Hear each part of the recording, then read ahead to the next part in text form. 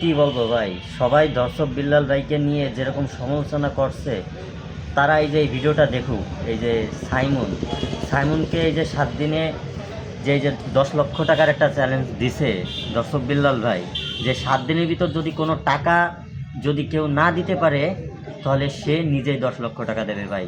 আর আপনারা তার এতদিন ধরে সমালোচনা করে আইছেন, সে এরকম আগে থেকেই এরকম মানবতা ফেরিওয়ালা, সে এরকম সবাইকে এরকম সাহায্য করে, এরকম করে, এটা আপনারা জানেন। যে একজনের যে প্রবাসী, তাকে ওই যে কক্সবাজার তাকে 3 লাখ টাকা দিয়েছে, শেরপুর 10 লক্ষ টাকা দিয়েছে, পরে ওই যে ঘর ওই যে পুড়ে গেল আগুনে, ওখানে 3 লক্ষ টাকা দিয়েছে ভাই। সে এরকম ভালো কাজ করতেছে, সে প্রথম থেকে এরকম করতেছে, কিন্তু আপনারা কিছুদিন ধরে তাকে যে পরিমাণে সমালোচনা করছেন, এটা বলার বাইরে ভাই।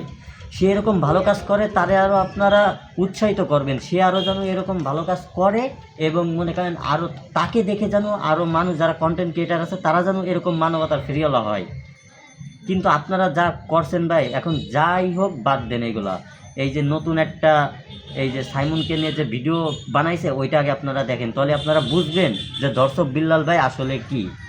ইনশাল্লাহ আপনারা সবাই এই যারা এই যে মানবতার ফেরিওয়ালা, যারা এই লাইনে কাজ করে, সবাইকে আপনারা করবেন, সবসময় হেল্প করবেন আপনারা, হ্যাঁ, তাদেরকে সবসময় সাপোর্ট করবেন, কারণ তারা আমাদের দেশের লোকদের জন্যই তারা এগুলো করতেছে, হ্যাঁ। এই জন্য দর্শক বিল্লাল ভাইয়ের জন্য দোয়া ও শুভকামনা রইল, এবং সবাই দোয়া করবেন যেন দর্শক বিল্লাল ভাই এইভাবে মানুষদের পাশে দাঁড়াইতে পারে, এবং তাকে দেখে যেন অন্য যারা কন্টেন্ট ক্রিয়েটার আছে তারাও যেন এরকম মানবতার ফিরিওয়ালা হইতে পারে। আসসালামু আলাইকুম।